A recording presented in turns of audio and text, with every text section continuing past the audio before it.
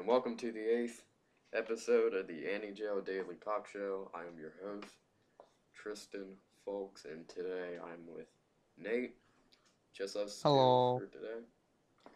So, today we're going to be reviewing the Carolina Hurricanes and what their 2017-18 season will be looking like.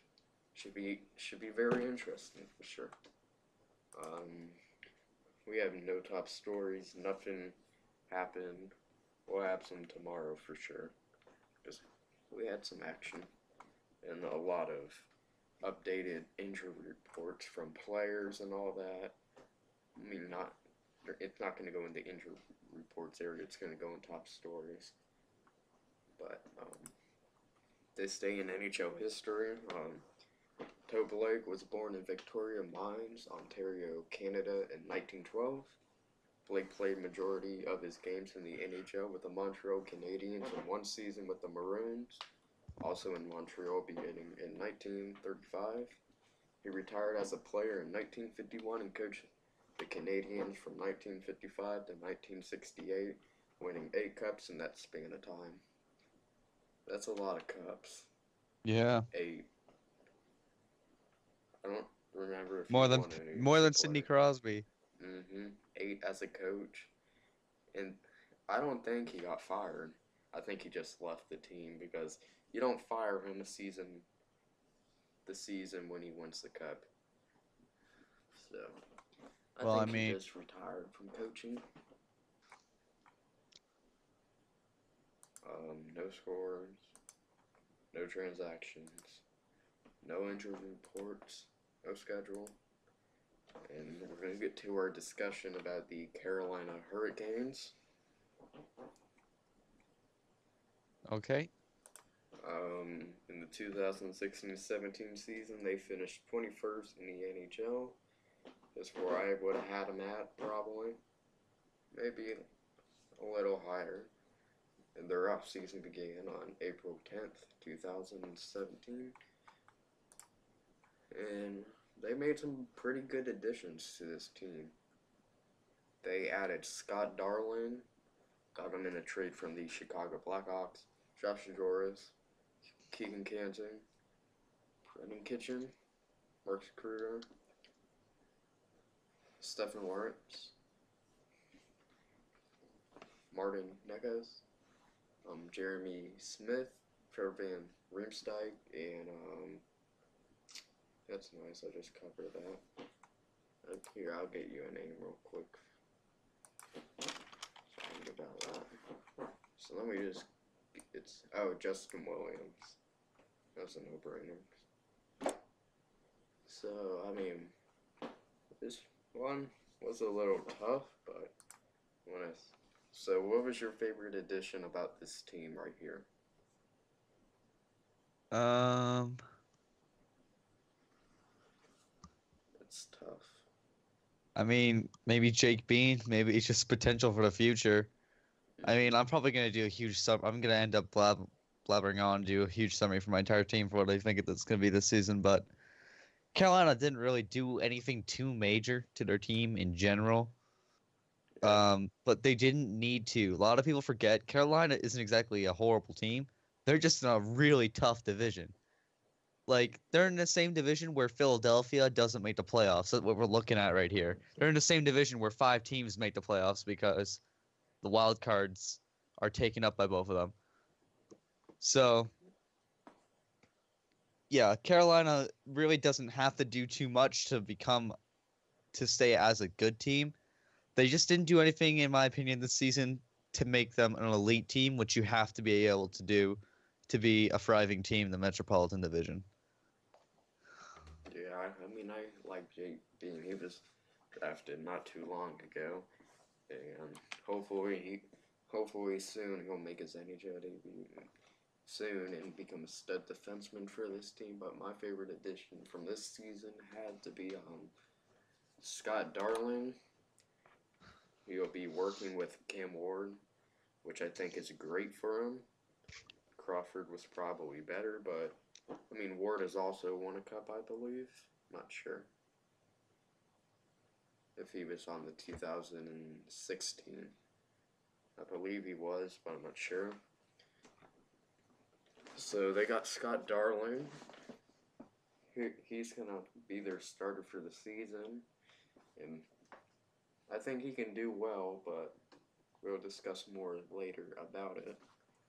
Mm-hmm. For the subtractions, they lost Daniel Alsher, Brian Bickle, Connor Brickley, lost an expansion draft. They lost an unknown Eric Carlson, Danny Griso, Eddie Lack, Michael Layton, Jamie Clement, Ryan Murphy, Andre Nesterov, Matt Tennyson, and Brendan Woods. What was the biggest loss out of this?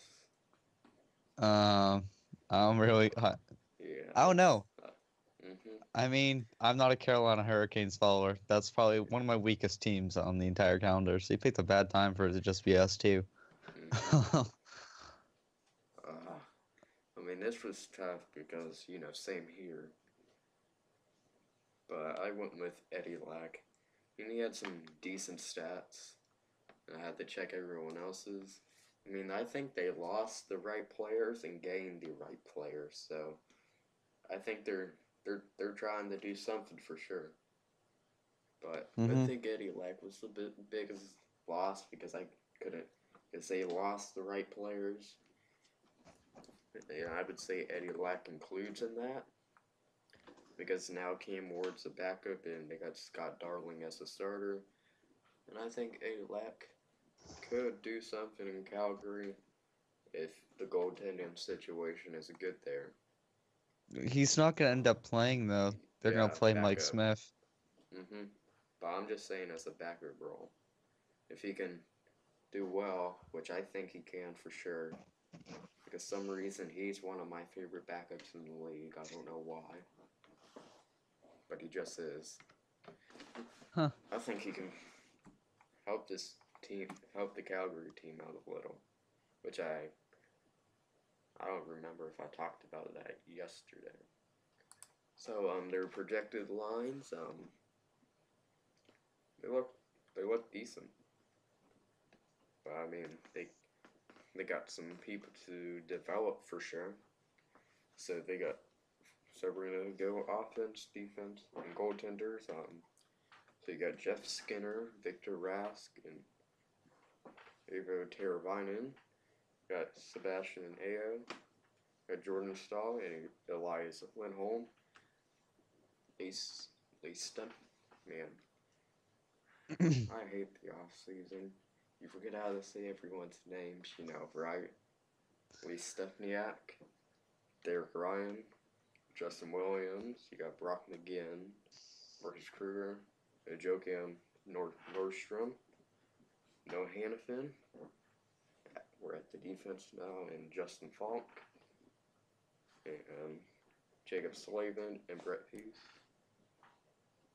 You got Klaus Delbat and Trevor Van Riemsdyk. And then for your goaltenders, you got Scott Darling and Cam Ward. So I'm going to go here first since you don't seem... Well, we know you're not the expert. Yeah, I'm not. Neither of us are the expert when it comes to Carolina. Does Carolina even have fans? Like, no offense if you are. Does Carolina have dedicated fans? Probably the ones from the 2006 Cup. Well, yeah, well, that's all. Bandwagoners. But they're like Chicago fans, so. They're trying to get all the Chicago fans, They want to get all the Chicago fans with all these players we're getting. Coming from Chicago, it's ridiculous. True. Alright, well, I already know what I was gonna say, but I was gonna say Justin Falk, Jeff Skinner are the leaders on that team. That's enough said.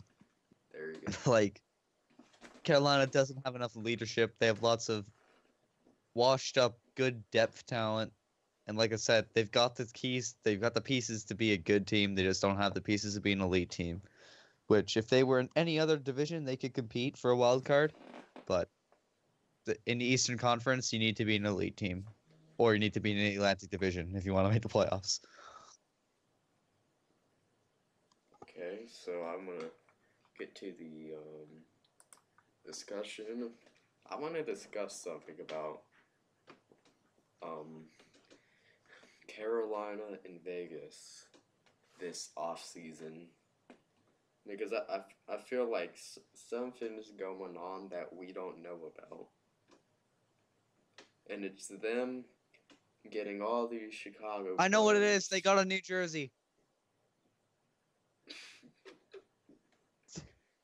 But honestly, they're trying to get all these Chicago players, and Vegas got half of them, I would say, or two out of five, and then you just send them the Carolina. I don't get it. Do you? Um, yeah, I don't really know. It's been a really quiet off season besides losing all those pieces to Vegas, really. Hmm. I mean, I wonder what you're doing. I mean, you send players from one certain team to Carolina. Like, it tells me something's up. Like, their general manager's working with Carolina or something. I don't know. I mean, I don't know. Maybe. Okay, I think they are. maybe this is a long shot here. The Quebec Nordiques are coming back. Carolina's moving to Quebec confirmed. You heard it here first, folks. There you have it. When it happens, Tristan owes me $5. You'll get it for sure. We'll have the money for Yeah. sure, probably. But so that's my discussion about that. I don't know what's up with that, but anyway, the team is gonna be good. But will this team be making the playoffs? Nope. Yeah, I agree. I mean, they're gonna miss it by maybe 3 points. No, they're gonna miss it by more than that. They're gonna I break feel like 500. Like again, they're gonna break yeah. 500, but they're not an elite team. I just look at Columbus. I feel like they'll be the fourth seed team or the Rangers. I don't know. We'll just have to see. But I don't think this team is gonna be a playoff team. They'll be competitive, obviously. Too many good teams in the NHL.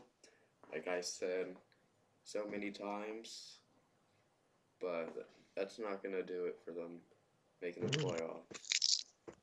So, Mm-hmm. um, I didn't have any questions and predictions today, but just because I was in a little of a rush. So, yeah, thanks for watching.